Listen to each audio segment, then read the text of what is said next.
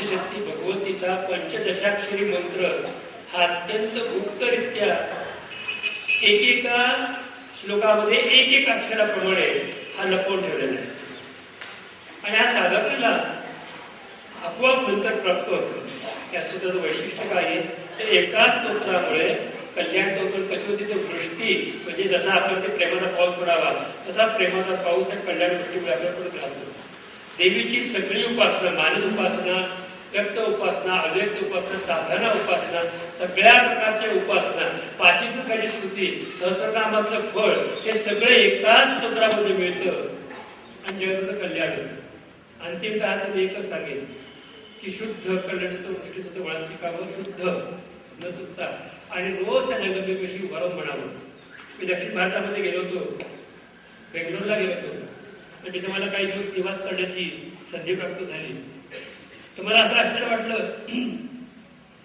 की खुद्द बेंगलोरमध्ये मी अशी अनेक घरं बघितली, म्हणजे 10 मध्ये किमान 9 घरं बघितली की ज्यांच्या दारापुढे रोज रांगोळी काढली जाते. आपण आपल्या हृदयाला हात सांगावं की आपल्या दारापुढे रोज आपण रांगोळी काढतो, दारापुढे रोज रांगोळी काढतो. त्यांनी आता रांगोळीचे ठसे काढले, छाप काढले, ते स्टिकर चिटकवण्याचं काम झालं, पण 2 बोटं वडायला कोणाला वेळ नाही. आणि मी बघितलं दक्षिण भारतामध्ये ते रांगोळी साधे काढत नाही, तर मी बघितलं त्या बायका हातामध्ये हे घेतात, रांगोळी घेतात आणि बोलता बोलता बोलता बोलता करत करता करता करता फिर हे झाल्यानंतर हात न उचलता श्रीयंत्र त्यावर रांगोळी होते. मी माझ्या डोळ्याने बघितले की किती वेळा त्याला भाषण प्रश्न आला हे कसं करतात, हे काय बोलते मला कळलं नाही आणि मी काय बोलते त्यांना कळलं नाही. ते एकच कळलं की दारामध्ये श्रीयंत्र का सहज गत्या हत्ती आणि त्यात बोलत ते कागद काढून दाखव तर ती नाही, मी सांगतो नाही, रांगोळी काढून दाखवी कागदावरती नाही. काय साधारण उपासना असेल. आणि तिथं राजवाडीच्या मंदिरामध्ये गेलो होतो ते बघितलं तर काय त्या दोन्ही नाकांमध्ये टोचलेलं त्याच्या घातलेले चमच्या आणि ती बावली बसलेली देवीकडे बघत आणि काहीही नाही, ते डोळ्याच्या पायाच्या धारा आणि ती भगवतीकडे स्तुती करते, ते स्वर आणि ते अजूनही कानामध्ये घुमतात. आणि एखादी बावली करत असलेले अनेक जणी, कोणाकडे पुस्तक नाही, कोणाचे काय नाही, काय उपासना, काय ते देवीचे स्तोत्र सुंदर रित्या. आणि तिथे बघितलं की सगळ्यांचं एक सूत्रबाकी पाठ आहे, एक कल्याण बाकी राहू दे, कल्याण बाकी पाठ की ज्याच्यामुळे परम कल्याण होतं. त्या स्तोत्राचा उच्चार करायचा. काही श्लोक उच्चार कशाने दाखवेल त्याप्रमाणे आपल्याला त्या कल्याण गोष्टीचा आनंद सगळ्यांनी जरूर घ्यायचा आहे. हे सगळ्यासाठी हीच गोष्ट आहे. यासाठी एक पुस्तक जवळ असू द्या ज्याच्यामध्ये कल्याण स्तोत्र आहे. या स्तोत्रामध्ये पंचदशाक्षरी मंत्र, देवीचे गुप्त मंत्र हे सगळे स्थित आहेत. ते गुरूंच्या सांगण्यात मिळतात, तोपर्यंत मिळत नाही, त्यावेळेला उच्चार करता येणार नाही. फक्त स्तोत्राचा उच्चार करतो आणि पुढे जाऊया. 72 पाच क्रमांक.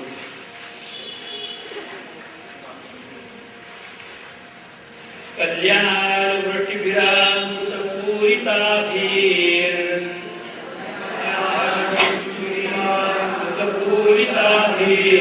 लक्ष्मी स्वयं वर्णमंगलदीपिकाभिः, लक्ष्मी स्वयं वर्णमंगलदीपिकाभिः, सेवाभिरम्भतव पादसरोजमूले,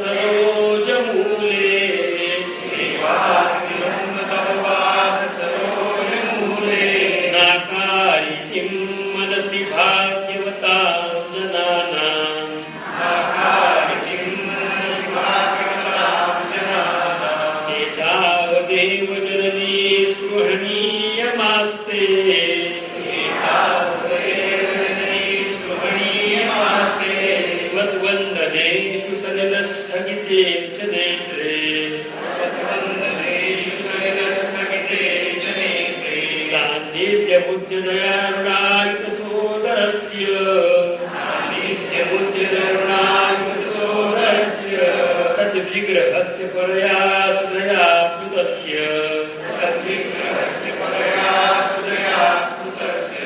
याप्रमाणे अशा सानिध्य हे कल्याण सूत्र म्हणावं. त्याच्यामधले असलेले 16 श्लोक, हेच 16 श्लोक त्या पूर्ण पंचदशाक्षरी मंत्राचं प्रतिनिधित्व करतात. हेच ते परतत्व आहे. त्या परतत्वाचा उच्चार सर्वांनी अवश्य वेळ करावा.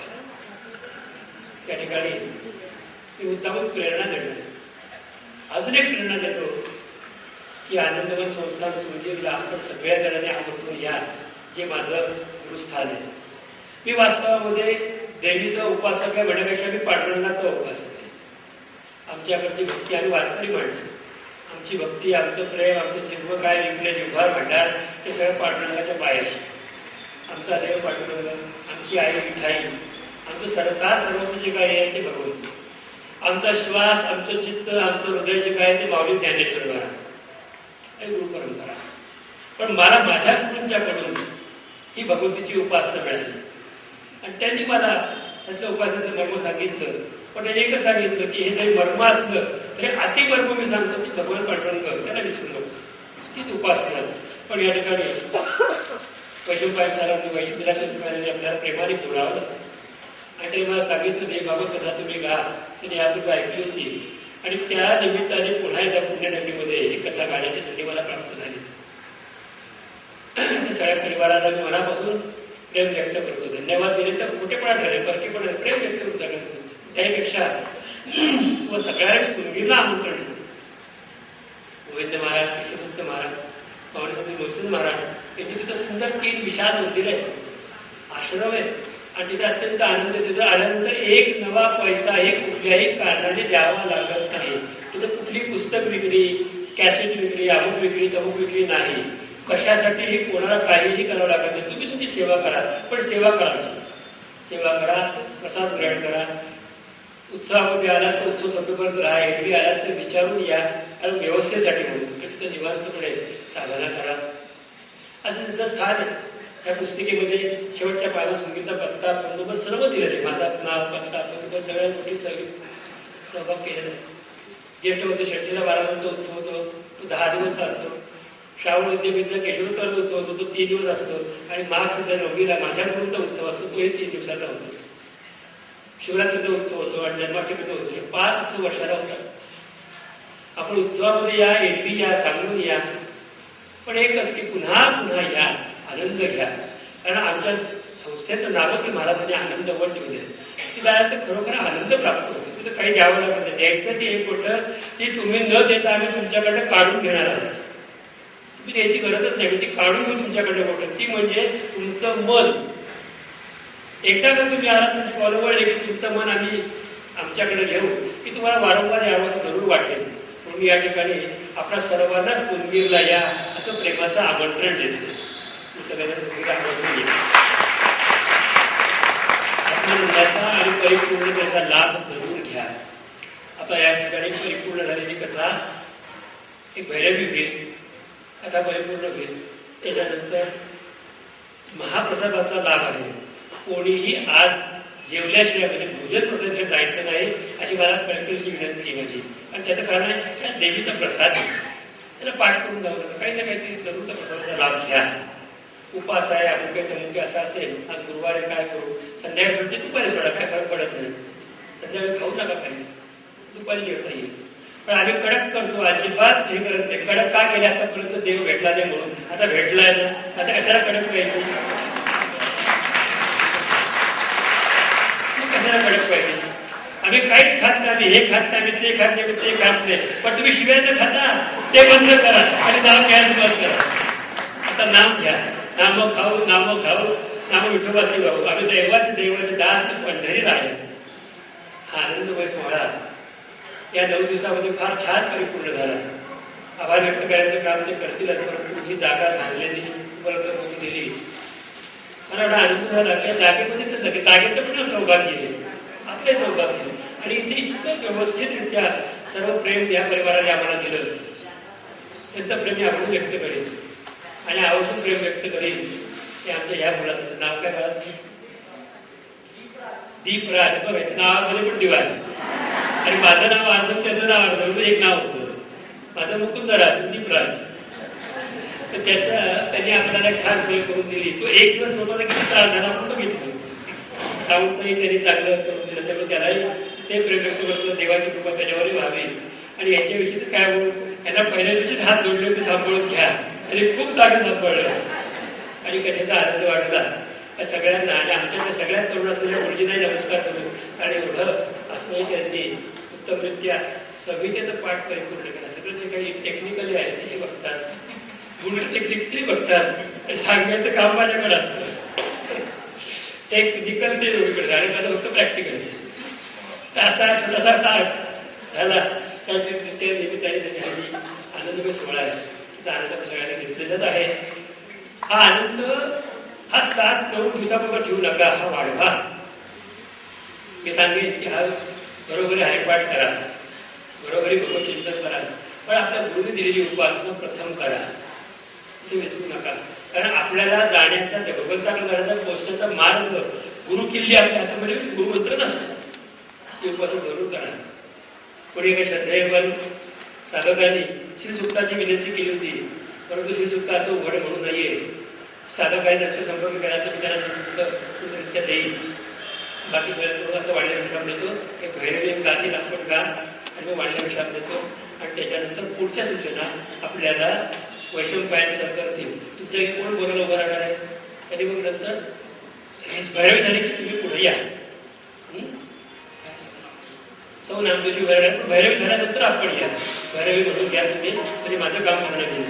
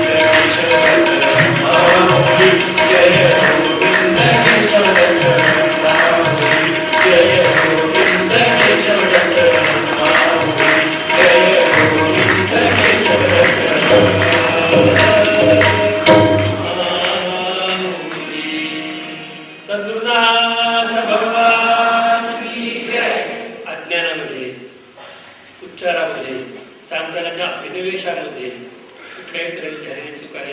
सगळ्या चुकीसाठी आदिशक्ती भगवती ललितांबेची माफी मागतो, क्षमा मागतो. ज्या काही आनंद आहे तो सगळा तिच्या स्वरूपाला अर्पण करून या ठिकाणी कथेची परिपूर्ती करते. जय श्रीकृष्ण.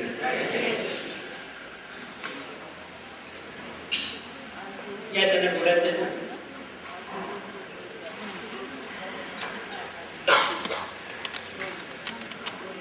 आधी बोलून देते. श्री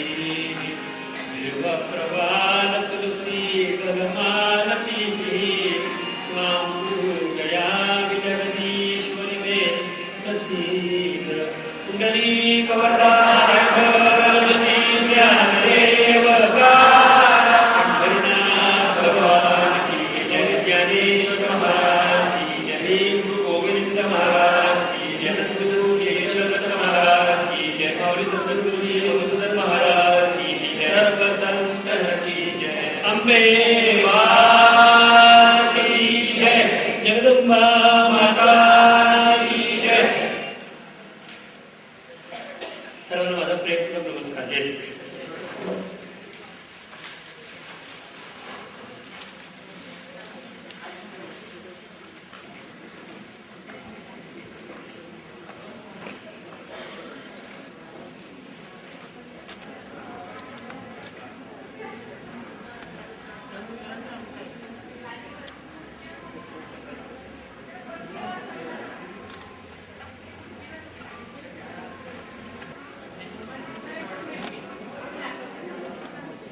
आणि आपल्या सर्वांच्या तर्फे शिवशक्तीची पार्वतीची शिवाची आणि पार्वतीची म्हणजे शिवशक्तीची पूजा आपण इथे करतो आहोत.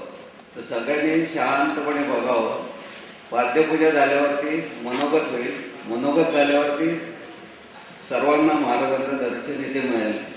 तुम्हाला कोणाला काय दक्षिणा टाकायची असेल ते महाराजांच्या पुढे तपकात टाका. आणि आता पूजा सुरू करतो.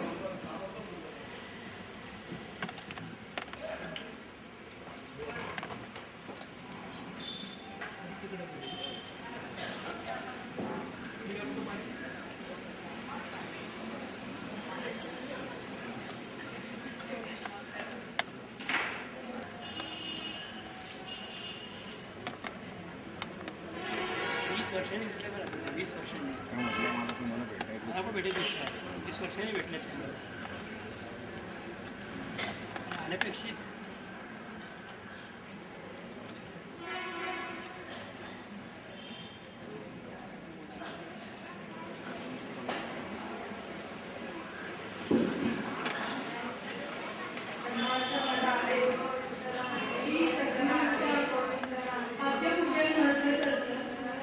ते आपलं चालू आहे.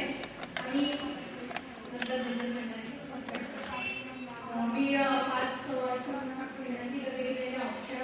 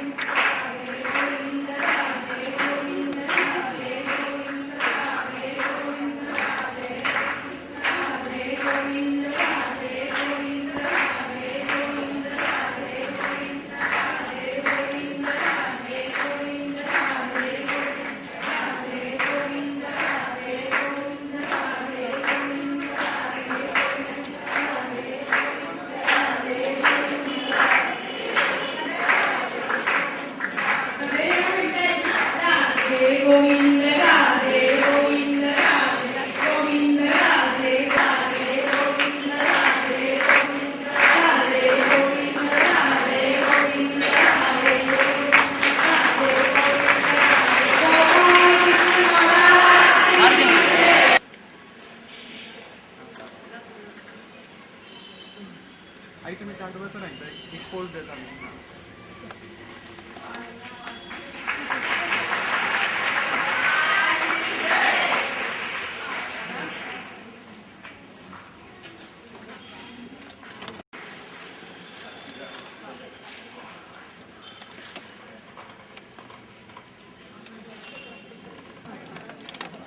जगन्माते कल परिपूर्ण कारिक कामेश्वर सहिते जय जय जय देवी जय माता त्रिपुरे दीपावली मालोकय माओ प्रसारे जय देवी जय अंकुश पाश करासन कर गोविदास्ते किशोरे कालन कुंद सुरे नमस्ते वरना वरण देवे विजय